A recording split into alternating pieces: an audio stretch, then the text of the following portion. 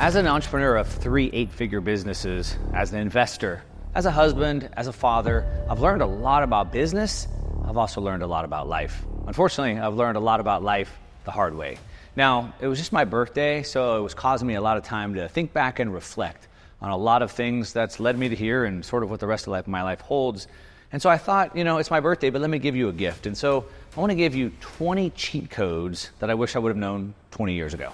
For the past 20 years that you can take to build your life way faster. I could have done it faster if I would have had these. Now, I've broken these down into 4 essential categories because it's not just one area of life, there's 4 areas you need to focus on. Now, I want to jump right in and I want to give you the gold, right? Give you the cheat codes. However, I just want to go back real quickly because when I rewind the clock back 2 decades ago, that was 2004. And where I was in 2004 was completely different. I had just sold one of my businesses, my main business, to a Fortune 500 company, and I'd seen more zeros in my bank account than I ever imagined. I had the whole world just opened up to me with every possibility in the world. I was just married 2 years before that, and I just had my first kid. Now, I thought I was set in life. Little did I know that in less than 4 years, my entire world would be completely changed. And these are the cheat codes that got me back to where I'm at today. All right, so the first area we're going to talk about is your career, your business, your money. Now, in regards to that, a lot of people always ask me, Mark, how do you find balance? You seem like you work a lot, you do all these crazy things. How do you find balance? And I would say that life is about being out of balance at different times. So there's really no way that I've found to be perfectly in balance all the time. Rather, I run really, really fast like a lion, and then I eat a big meal and I sleep. Let me give you an example. When I was still working, the only job I've ever had, I started buying bank-owned repos from the bank, and I was fixing and flipping them. And I worked a full-time job. After work, I drove about an hour to go work on this house until midnight, 1 a.m. I drove home, slept, had to drive an hour to work. After work, drove back, and I did that every single night and every weekend for 6 months. I was way out of balance. And unfortunately, it cost me some things. It cost me some relationships and other things, but I was way out of balance during that time. Now, of course, that paid off, and my career has sort of been like that ever since. I'll take a month and a half off with my family for vacation, and then I'll go back into monk mode where I'll completely say no to everything and focus down on business. So when it comes to balance, forget trying to be in balance all the time. Rather think about it as balance in cycles. Okay, now the next part about your business, your money, your career is what I call skill stacking. Now, when I was a kid, about 10 years old, I wanted a new bike. My parents wouldn't get me one. So I had to go make the money on my own. And so I thought, what skills did I have as a 10-year-old? Well, I knew how to mow a lawn, and my father happened to have a lawnmower in the garage. And so I took that skill, mowing lawns, to my market, which was my neighborhood. I knocked on doors. I found some people that would let me mow their yard, and I made money. And my whole life has been about stacking skills and solving bigger problems. So let me give you an example. So I've talked about how in 2008, I got hit by the great financial crash and I had to start over. I had no business, I had no income, and I had to start over, but I still had my skills. And so I was able to take those skills and take them to the market and start rebuilding my entire portfolio. Now, when I think about skills, I think about high value skills. These are ones that are the closest to the money supply, specifically around sales and marketing. So if I was going to do it over again, what skills would I learn?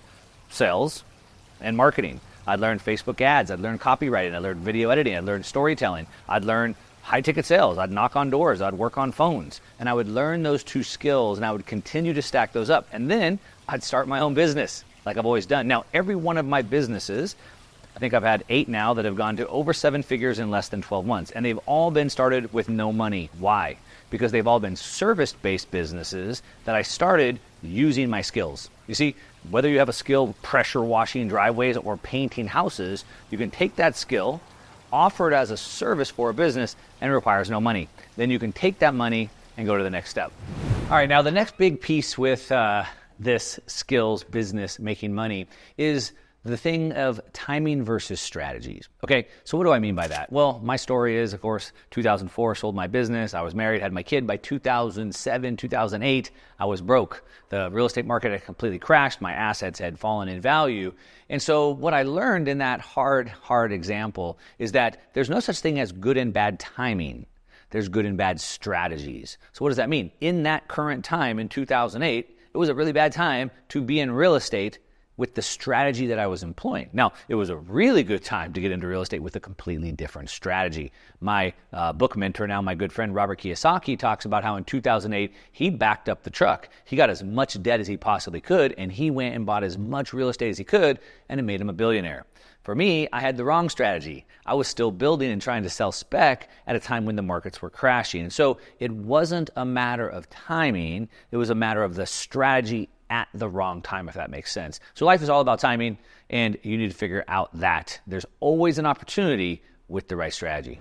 All right, the next step in my career, in my business, the cheat code, is focusing on the antelope, not the mouse. What does that mean? There's a story about a lion. A lion's the king of the jungle, can eat whatever it wants, and it could easily snatch up a field mice and eat it, no problem. The problem is that the field mice doesn't have enough calories for the lion. So the lion would field all day long trying to get enough mice to have enough calories, or it could just kick back all day and go get one antelope. So on the top of my management board, I write chasing antelopes to remind me, am I going after the antelopes? So what do we mean by this? Now, we're all going to work. We're going to put in time, but what are we putting time into? And so what I do with my career, what I've always done, the cheat codes, is how do I get to the next level? So let me give you an example. I started writing a cryptocurrency research newsletter. Well, I started buying cryptocurrency, right? And then because I knew so much about it in 2016 when nobody did, people started asking me lots of questions. I started taking all these answers and started putting them into videos and putting them into, online forums, and that turned into a paid newsletter. So that was the next level up. It's like, well, I'm already doing this for free. Why don't I get paid for it? That's a bigger antelope. Then as I started doing that, I started recommending all these different assets. I've been writing that for several years. Now my name has grown, and now I got to be a speaker. And so now because I've become a speaker at all the big events, my network has grown. And so the next logical step was, well, why don't I start a fund? And so now we have a fund, we have investors put money into. And so each step is trying to get to the next leg up. Now my fund was looking at a new company to invest into, a publicly traded company. And I said, wait a minute, why are we investing into this publicly traded company when we could just start our own? And that's exactly what we just did. I just announced, well, it's still sort of private. In the next couple of weeks, I'll have a company going public because I'm continually chasing the antelope in each step. Always asking myself, is this the highest value thing I could be working on? Because I'm going to spend the time working anyway. And what I've found is that the most successful people are basically doing the same thing. They're just working in a different, intentional way.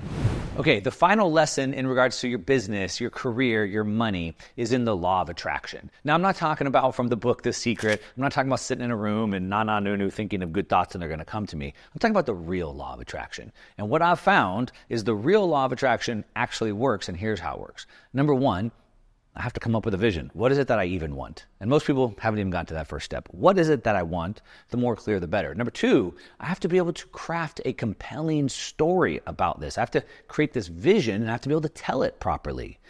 A lot of people need to have storytelling. Number three, I then need to project that story, that vision out into the world. Now, if that story is big enough and compelling enough and my audience is big enough, then people come to me. It attracts who I need. So for example, I wanted to start this real estate fund. I started talking about it publicly. Next thing you know, I have all the investors, I have all the people come in to help set that up. I wanted to launch this new business line. I started talking about how I want to launch this business line, and people start coming to me that could help me operate it or run it. Now, look, I overlooked this for a long time in my career. This was something I should have caught on to way earlier, and that is, well, as I said, one, being able to craft that compelling story, but more importantly, having a megaphone, having the audience to tell it to. So I didn't start building an audience until about 5 years ago. I'm giving you cheat codes of the last 20 years.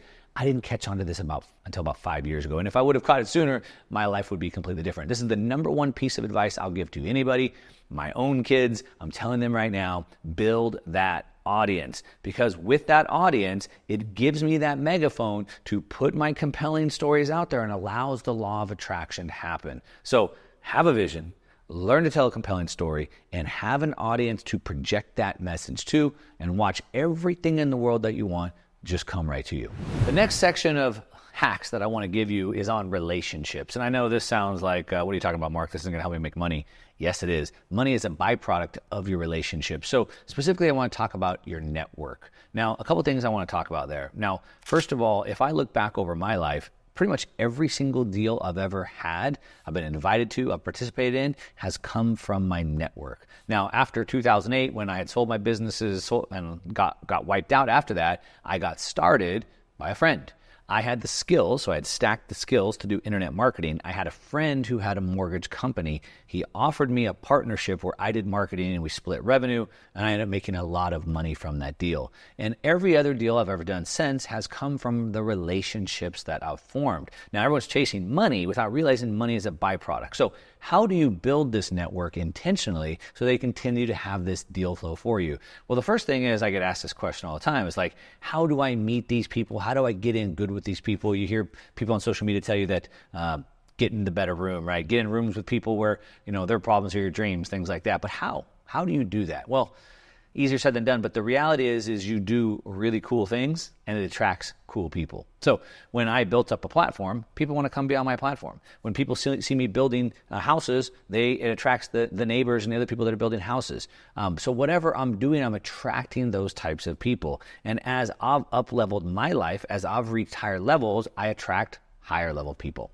And so it's not about just going to those people and randomly cold calling them or emailing them and asking if you can be their friend, if they could be your mentor, but rather start to angle your life in a way that is going to attract the people that you want. No different than if you're looking for a husband or a wife. Become the ideal person that you would want that person to be attracted to. If you want to go get the girl, you got to be the type of guy that girl that you want would actually be attracted to. It's no different. It's the same principle in life. Chase relationships first, and the money's going to come.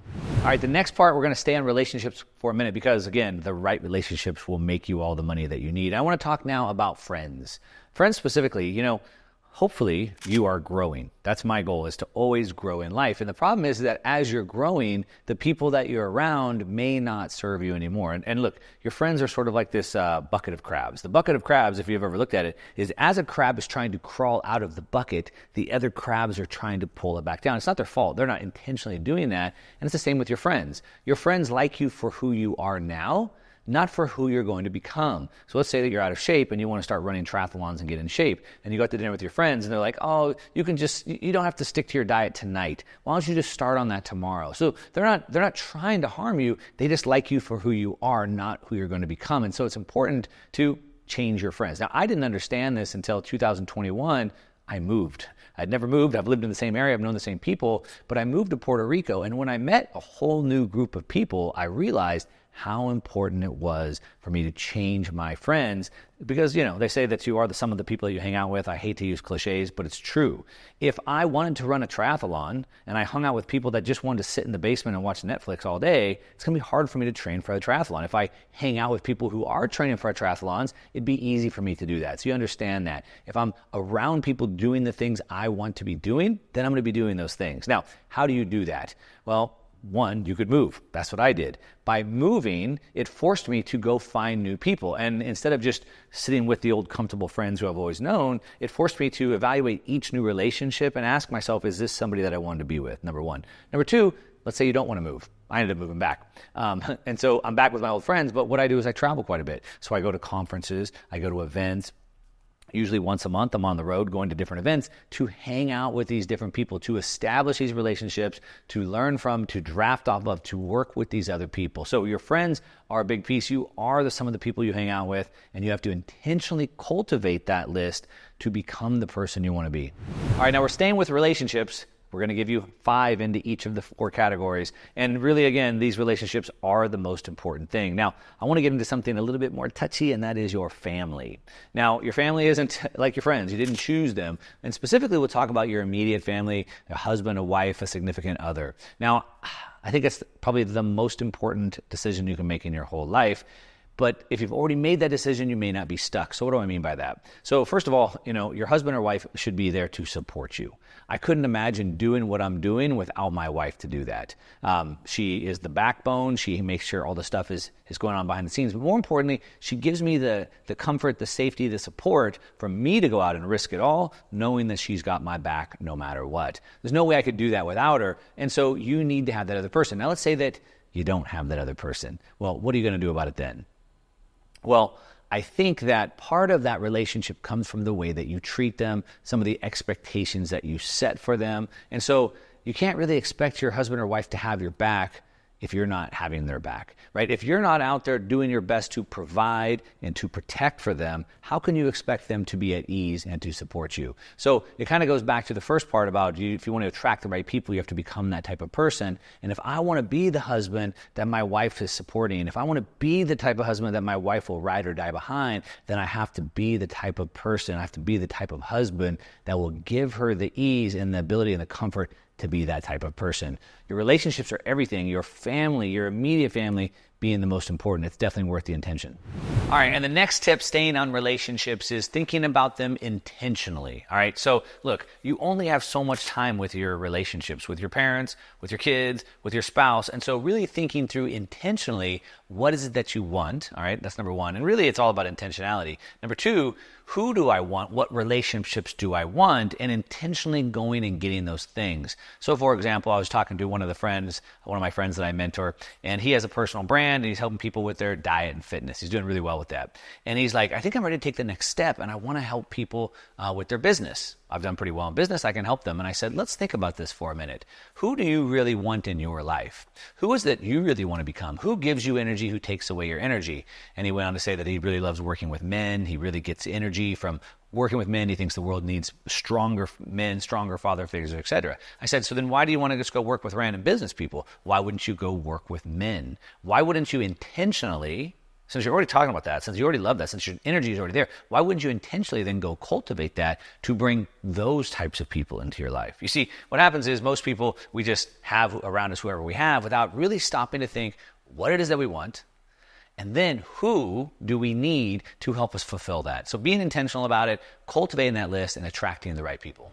All right, the last thing I want to say about relationships is I treat my relationships sort of like bank accounts. Now, I don't mean that's transactional, like I'm trying to get something out of every relationship. What I mean is that I want to nurture, I want to put way more deposits in than I take withdrawals. And so I want to always be giving, depositing, because at some point, I might need a big withdrawal, especially from my wife or my kids, and I want to make sure there's enough funds in there. And so what I'm saying is, number one, always give value first. Give. At some point, you may want to take. You don't have to, but always lead with value. Always give value first. Number two, be willing to be taken advantage of first. Meaning just give. Who cares? If they don't reciprocate, no big deal. You can cut them off later, but just give freely. Know that being generous helps you more than it helps that other person. It gives you the greatest joy you can have by helping someone else, and it also helps them along as well. So the key to healthy relationships, business, family, friends, whatever, is to give way more than you take. Think about it like a bank account,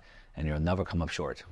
All right, so now we've gone through your career, your business, you're making more money, we've gone through relationships, and now we're getting to the next one, and that is your own self, your own personal growth. Look, the world around you can't expand unless you are personally expanding. So when I think about personal growth, the first thing I think about is leverage. Now, this is a word that is used often, but is often misunderstood. To me, leverage means I get more output for less input.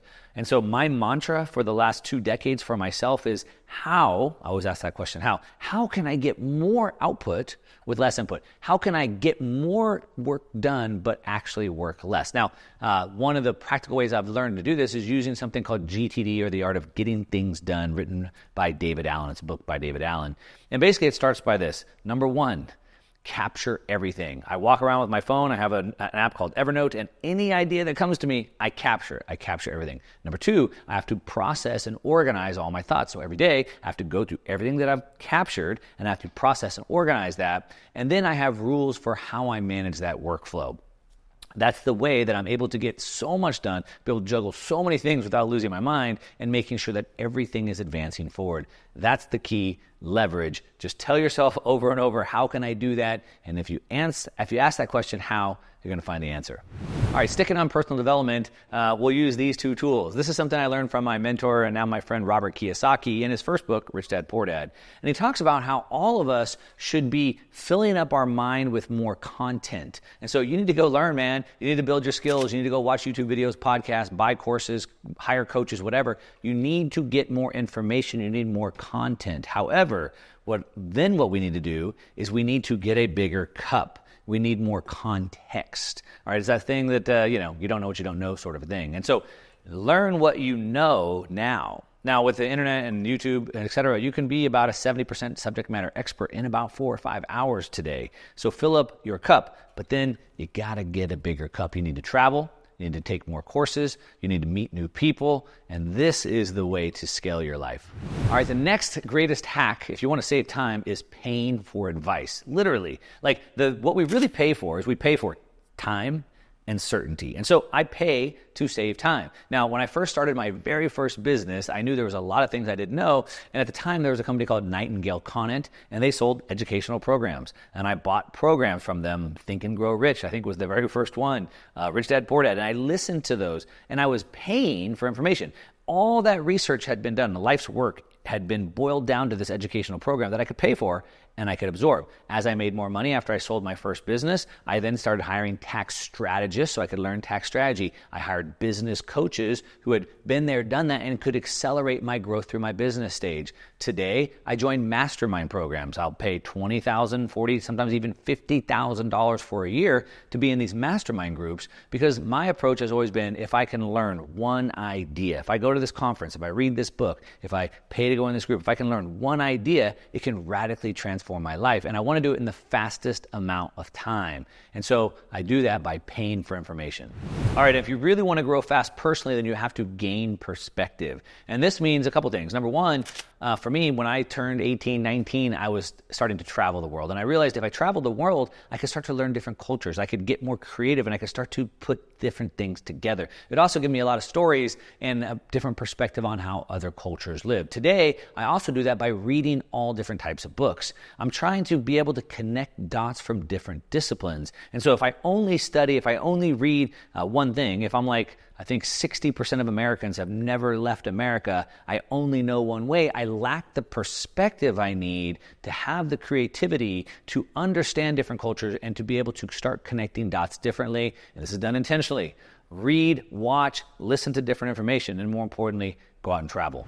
All right, and lastly, for personal development, if you really want to grow, you have to think about what is it exactly that you want, and then you have to be able to achieve it. Now, you need to focus down on exactly what you need to do, because the world is going to take up your time either way. So how do you do this? You've probably seen the example of like a glass, and there's big rocks, medium rocks, and sand. And you can't start with the sand first, because if you start with the sand and then the medium rocks, there's no room for the big rocks. The way it works is you got to put the big rocks in first, then the medium rocks, and the sand goes in last, and it fills in. And that's how your life is. So you start with the big things. What are the big rocks in your life? These are my wedding anniversary, my kids going on summer break, my tax returns being filed, right? These are the big things. So I start a calendar, a 12-month calendar, and I write down all the big things that I need to get done. I want to launch a new program. I want to learn a new language. What are the things that I want to do? The big things first. Then I can step back and look at my 12-month calendar. Where do I have time? Where do I have energy? And I can start to put medium-term things in there. Ooh, I'll take this business trip here. Ooh, I'll launch this new initiative here. Those are the medium rocks. And then finally, once my calendar is set up with big rocks, medium rocks, I can start to put the small minutia things in there. If you want to get your life, your dream life, if you want to build that out, you have to figure out what that is. More importantly, you have to build it by making the main thing first. All right, so now we're moving on. And so if we want to continue to grow personally, we have to be focused on our health. Now, this is not cliche, this is serious. If you think about your body, think of it as a vehicle. Are you driving a Ferrari or a Lamborghini, or are you driving an old Volkswagen? Your body is a way to give you energy and channel focus, both of which are absolutely crucial if you want any success in life. So if I'm tired all the time and I don't want to get up and I don't want to go to the gym, if I'm too tired to start working on this report, if I'm too tired to work up late, if I don't have the energy to work on these high value tasks, or my mind's all over the place, I can't focus, I can't concentrate, how are you ever going to have success? So you have to think about your health. What gives you energy? Specifically when it comes to rest, but even more specifically around your food, and what specifically gives you more focus and takes that away. If you don't learn how to channel your energy and your focus, you're never going to build the life that you want. All right, and then we want to think about our activity levels. Now what happens is most people, as they start to get older, or they start to get busy with their business or busy with their kids, their relationships, they let their own activity level drop. The problem is that that activity level is what, one, continues to give you more energy. Two, it sort of balances out the amount of work that you're putting in. If you don't take care of yourself first, it's really hard to take care of other people. And as I've gotten older and as I've talked to other people who have gotten older, the key that I've found is staying active. You take a long break, it's really hard to get back into it. So make sure that you're taking care of yourself first. Make sure you still continue to do those active things. For me, it's surfing, it's playing tennis, it's mountain biking, it's dirt biking at least 2 to 3 times a week, on top of 4 to 5 gym sessions a week, on top of walking with my wife, taking the dog down to the beach or whatever it is. Whatever it is that you choose to do, make sure you're staying active. All right, while we're talking about health and specifically around energy, I want to hit this one as a specific point because it took me a long time to figure this out. And when I think about my return on my investment, the return on my time, I also think about the return on my energy. So for example, when I look at my calendar and I have the big rocks, medium rocks, and small rocks, I think about what type of energy will these tasks take for me? And I want to make sure that I'm not stacking 2 things next to them that drain too much energy. But I also want to think about it from my relationships. I have relationships. I have some friends that drain an enormous amount of energy from me. When I leave them, I just feel drained. They've asked a bunch of questions, or they've done stupid things, or I've had to hear stupid stories. And so the relationships, I think about the energy as well. And then it moves to the next one, which is I think about my food and the energy. And so thinking about my food and my diet as energy, I started to look at all my food as energy. And I just ask every time I'm going to eat something, will this give me more energy or less? And if it's going to give me less energy, I just don't eat it. I stay pretty lean, but I have plenty of fat to survive for a long period of time. I don't need to eat it. So look at food as energy. Number 2, what I started doing about a decade ago that's been a super secret power for me is intermittent fasting. I've been doing it for over a decade. Basically, I go from about 18 hours without eating. I'll have dinner about 7, 8 p.m., and I won't eat until about 2 p.m. the next day. That intermittent fasting has been a massive gain for me over the last decade. I wish I would have started that sooner. Then I try to eat no carbs during the day. So even when I do eat around 2 p.m., I don't eat carbs. All my carbs go at dinner. That way, when they slow me down, it's fine. It's nighttime. I'm ready to go to bed anyway. And so I think about that. And the last thing I do when I think about diet is I don't want to have to think about it. I want to pre-make my decisions in advance, and I never want to think about it again. So I basically just eat the same thing every day, which I know sounds boring to a lot of people. But think about spending 30 minutes every day, the amount of time, effort, and energy that would take to think, what am I having for lunch? As opposed to me just eating the same thing every day, knowing that it's going to be exactly what my body needs to give me more energy. All right, the last hack that I want to leave you with is something that's really helped me out over the last couple of decades, really most of my life, and that is having a belief in God. Now, I know that may not be for everybody, but the thing is that once you can realize that not everything is in your control, and you can learn that there are higher powers that have control over things, it allows you to just let go. It allows you to then focus on what you can control and let everything else go. It brings an enormous amount of peace into your life. And so it starts to change your entire mindset where you're starting to think about helping other people and not about yourself. It starts to take your focus off of yourself, which typically makes people depressed, and instead focuses it outward on helping other people. That's a big hack if you want to have more peace and prosperity in your life. Anyway, that's 20 hacks that I've learned over the last 20 years. A lot of these that are newer ones, I wish I would have learned them a long time ago. And I could pretty much guarantee if you started using all of these on a regular basis, your life is going to explode. Because look, success leaves clues. You just got to find other people who already have what you want. You have to do the same things, not that they're doing, the same things that they have done to get there. And if you do those exact same things, you should have about the same results. Let me know what you think. Which of these 20 are you already doing? Which ones will you start doing? Be accountable. Drop them in the comments down below. Of course, if you like this video, give me a thumbs up if you like this video. If you don't, give me a thumbs down. I know this is not my typical video, but if you do like it, let me know in the comments. We can do more like this. But either way, that's what I got. To your success. I'm out.